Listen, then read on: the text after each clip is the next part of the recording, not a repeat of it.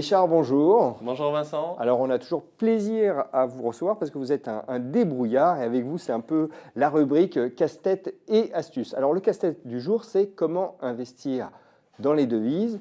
Mais avant de voir comment il faut s'y prendre, il faut se poser la question, pourquoi investir dans les devises ? Eh bien oui, alors pourquoi investir dans les devises? Ce que je rappelle souvent, c'est que quand on a des actions à travers toute la planète, on n'est pas diversifié pour autant. Les marchés actions sont corrélés entre eux, dans bien des cas, ce n'est pas toujours vrai, mais quand même.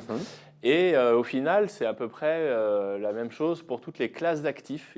On peut regrouper des actifs dans des silos, décorrélés les uns des autres. Donc, et on a en une gros, fausse il y en a impression, 4. et on a une fausse impression de diversification. Oui, parce que si ça craque à New York, de toute façon, ça va craquer partout. Donc, toutes vos actions, qu'elles soient en pharma, en agro, en Chine, en machin, ça va tomber en même temps. Mais Donc, du coup, il y a 4 silos. Voilà, il y a 4 silos d'actifs qui sont, eux, décorrélés les uns des autres. Il y a les actions, qui est une classe. Il y a les métaux précieux, les biens tangibles. Et voilà, à l'intérieur, il y a beaucoup de choses. Mais quand on a une monnaie solide et une croissance saine, la valeur des biens tangibles a tendance à diminuer. Ensuite, vous avez les obligations, qui sont une classe bien spécifique. Donc la dette, le marché de la dette à travers la planète, des États ou des entreprises.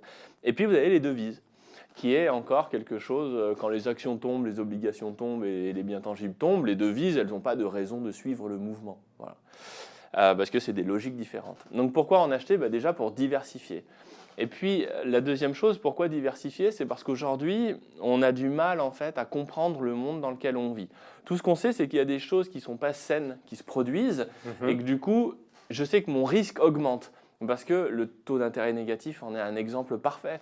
Dans une économie saine, avec une monnaie saine et un monde normal, il n'y a pas de taux d'intérêt négatif. Si jamais il n'y a pas d'opportunité d'investissement, L'argent ne rapporte rien. Oui, il a mais zéro. Il ne coûte pas. Non, ou il coûte les frais bancaires et puis terminé. Mais un rendement négatif, il y a quelque chose de malsain qui se passe parce qu'on vous en enlève, on vous en prend.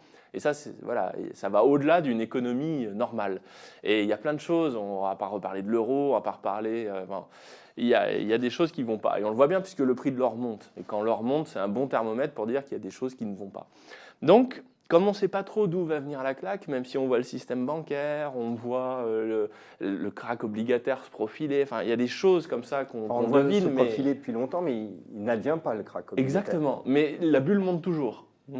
Ça, c'est indéniable. C'est pire aujourd'hui que ça ne l'était hier. Donc à un moment, on se dit ça ne peut pas bien se terminer. Mais on ne sait pas exactement d'où va venir la claque. Donc on diversifie. Et on se met justement dans ces 4 silos différents pour se dire si ça baisse d'un côté, je rachèterai quand ce sera bas avec le silo qui aura monté. Donc voilà pourquoi acheter des devises. Acheter des devises semble donc intéressant, en tout cas sage et assez sagace aujourd'hui. Merci. Mais le problème pour un épargnant lambda, comme moi, c'est d'en acheter. Oui. Et ça, c'est quelque chose, je me suis confronté en fait en disant allez hop, dans ma lettre d'investissement, je vais recommander des devises. Et puis après, on me dit mais alors comment on fait pratiquement? Et c'est une vraie question parce que quand vous achetez des devises, vous avez 2 grandes options. Vous avez l'option banque et l'option retrait au guichet. Si vous avez 2000 €, vous retirez au guichet, personne ne va vous embêter. C'est un peu cher au niveau des frais en général, parce que quand vous retirez, c'est plus cher que quand vous mettez sur un compte bancaire. Mais bon, voilà. Et par contre, si vous dépassez 3000 €, 10 000 € ou 20 000 €, vous allez allumer toutes les alarmes dans les banques et dans l'administration avec les impôts, parce qu'aujourd'hui, retirer de l'argent, c'est louche. Donc la deuxième solution, c'est dans le système bancaire, c'est d'ouvrir ce qu'on appelle un compte multidevises, ce qui n'est rien d'autre qu'un compte de dépôt, un compte courant en fait, mais qui est libellé, on peut stocker des devises dedans. Mais ça ne doit pas vous plaire parce que vous n'aimez pas placer votre argent en banque en ce moment. Non, c'est moyen, surtout quand on a des gros montants, parce qu'en réalité, on s'expose au risque bancaire. Parce que quand vous remettez de l'argent sur un compte bancaire, c'est une créance que vous avez. Vous avez donné votre argent au banquier et il vous donne un papier en disant « Ok, je te dois tant ». Mais le jour où il fait faillite, vous irez garnir le rang des demandeurs qui veulent revoir leur argent, quoi. Et là, c'est des faillites d'entreprises classiques avec... S'il en reste quelque chose, on vous en rendra, quoi. Donc, ce n'est pas une solution idéale non plus. Et en y réfléchissant, une solution qui est intéressante, c'est les fonds d'investissement monétaire, qui est une solution d'ailleurs qui n'intéresse absolument plus personne aujourd'hui, parce qu'un fonds monétaire, par définition, il prend les actifs les moins rigolos du marché, à savoir toutes les dettes de trésorerie, les obligations à très court terme, des choses à 48 heures, à un mois ou à quelques jours pour les très courts termes. Et voilà. Et en gros, un fonds monétaire va répliquer ce qu'on appelle le cash rate, donc c'est le taux d'intérêt de la monnaie. Donc l'idée, c'est qu'aux États-Unis, la monnaie, ça vaut à peu près 2% parce que c'est le taux de la Banque centrale américaine. Donc quand vous ne savez pas quoi faire de votre argent, vous le mettez à la Banque centrale américaine et puis ça vaut 2%. Donc tout se calque sur ce taux d'intérêt. Et ben, une obligation d'entreprise de trésorerie à très court terme, ça vaut 2%. Tout vaut 2% à très court terme parce qu'on se rapproche de ce taux garanti BCE, quoi. Enfin Fed. Donc voilà, c'est des actifs chiants parce qu'il ne se passe rien et on n'a pas de risque de maturité dessus. C'est-à-dire que si les taux d'intérêt montent ou baissent, comme vous êtes investi à 3 jours ou à 1 mois, bah, votre performance, elle va suivre ça sans décrochage. On n'a jamais vu un fonds monétaire craquer, quoi. Voilà, Donc c'est la solution alternative pour investir dans des devises. Oui, parce que là, vous avez un titre de propriété. Et ce qui est intéressant, c'est le fonctionnement de ces fonds monétaires. Si vous créez un fonds monétaire, 20-100 euros plus, eh ben vous allez collecter l'argent de vos clients. Et puis, ces clients-là, ce seront vos actionnaires parce qu'ils auront des parts. Et avec cet argent, vous allez acheter tous les titres un peu pénibles du marché. Et puis, voilà, on est co-actionnaire. Moi, je suis client, vous avez le fonds. Mais je suis propriétaire des titres.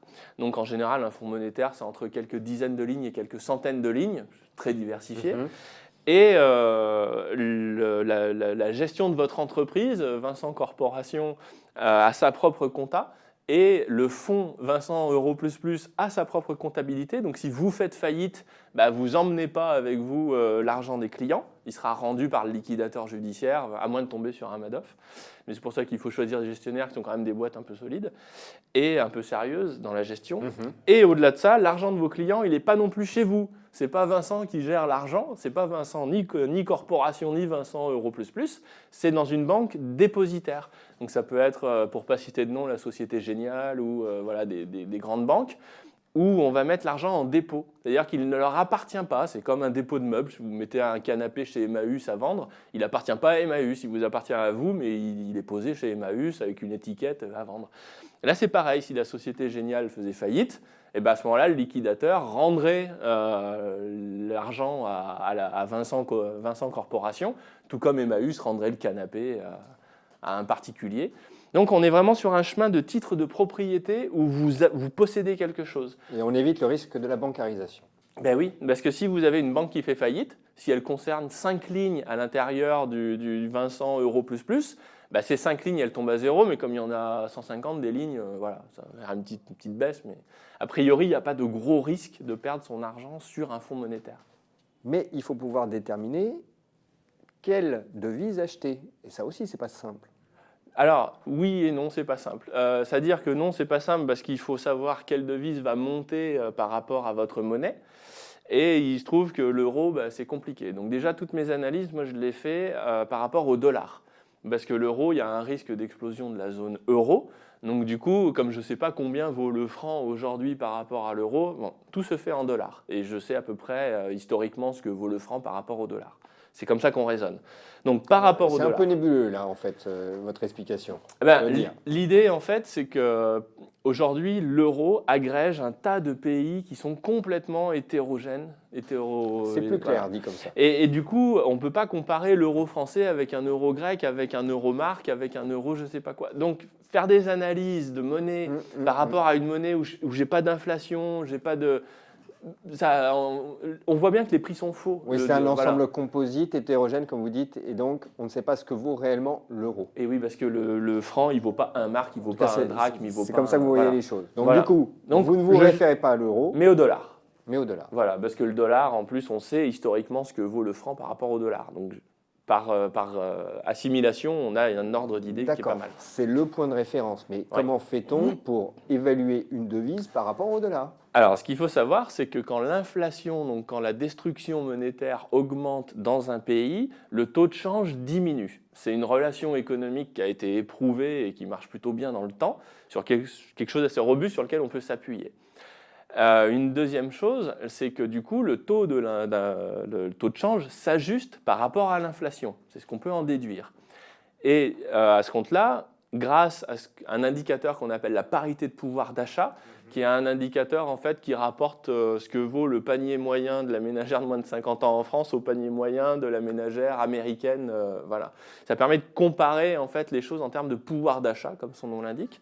Quand on construit un indicateur donc de PPA, de parité de pouvoir d'achat, rapporté au taux de change, on arrive à voir l'évolution sur le très long terme de la capacité à acheter et à s'apprécier des devises. Alors, il nous faut un exemple sous les Oui, yeux. par exemple, sur le franc suisse, typiquement, on voit bien depuis 40 ans que le taux de change, enfin l'indicateur PPA sur taux de change, oscille autour de sa médiane tranquillement depuis 40 ans. Parce que ce sont deux économies dont les fondamentaux ne changent pas. Et du coup, un coup, c'est le taux de change, en fait, il est optimum. Mais comme rien n'est optimum à court terme, ça oscille autour d'une médiane. Ça oscille autour de son centre. Et grâce à cet outil quantitatif, toutes choses égales par ailleurs, quand il n'y a pas de rupture de tendance, on arrive à savoir si on est sous-évalué ou surévalué. Donc c'est un outil quantitatif en première approche qui peut permettre de sélectionner les bonnes opportunités. Alors, comment on le lit, là, concrètement? Concrètement, on voit bien, alors il y a des écarts types sur ma courbe. Donc quand on est avant un écart type, quand on est dans un écart type, ça veut dire que 60% du temps, on se balade là-dedans. Donc on ne sait pas si ça va monter, si ça va baisser, mais en tout cas, 60% du temps, ça se passe là. Quand on va aller au-delà d'un écart type, ça veut dire qu'on a 30% de chances de revenir, enfin d'être sous-évalué, et du coup de revenir à la tendance. Et en fait, plus on s'éloigne de la médiane, et plus la probabilité de retourner à la médiane est forte. Donc quand on est au-delà de deux écarts types, ça veut dire que la monnaie est fortement sous-évaluée ou fortement surévaluée. Et là, sur votre graphique, en fait, quand la courbe est au-dessus de la médiane, ça veut dire que la monnaie est sous-évaluée? Oui, c'est ça. Donc du coup, par exemple pour le franc suisse, on voit qu'il ne se passe rien de passionnant graphiquement sur cet indicateur. Et c'est là où je veux en venir, c'est qu'il y a une deuxième analyse à conduire là-dessus, qui est une analyse macroéconomique, parce qu'en réalité, le franc suisse, il y aurait des tas de choses à en dire, parce que du fait des faiblesses de l'euro, on sait que le franc suisse s'apprécie fortement, parce que beaucoup d'investisseurs mettent leur argent en Suisse en se disant « oh là, ça va devenir compliqué ».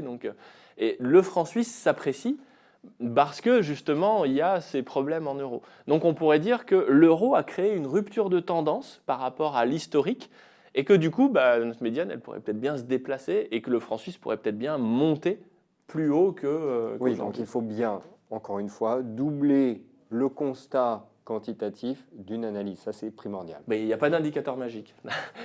Il n'y a pas d'indicateur magique. Bon, ce qu'on retient, c'est que donc aujourd'hui, on peut se faire une idée de la valeur relative d'une devise par rapport à une autre grâce à l'outil de parité de pouvoir d'achat. Voilà. Qu'en trouvez-vous alors? Moi, c'est un outil que j'utilise, que je construis personnellement et que j'utilise dans ma lettre d'investissement et que je donne à mes clients. Après, c'est assez simple, vous prenez la parité de pouvoir d'achat, vous la divisez par le taux de change, vous centrez ça sur une médiane et vous pouvez le faire chez vous. L'idée, c'est que moi, je suis ces indicateurs-là dans ma lettre et je donne des recommandations, à savoir le timing et l'analyse macro, justement. Et l'autre idée force, c'est qu'on peut investir dans des devises autrement qu'en allant en acheter au guichet. Oui.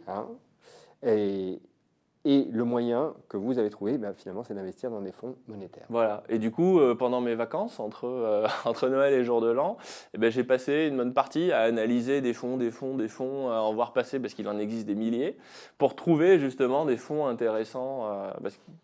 Parce que voilà, entre tout ce que je vous ai expliqué, entre le fonds gestionnaire, la banque dépositaire, il y a des choses à regarder. Il ne faut pas prendre ça chez n'importe qui. Non, bien sûr.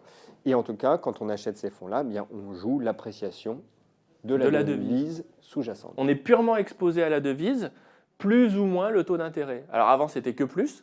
Et maintenant, dans certains pays, on peut avoir un taux d'intérêt négatif.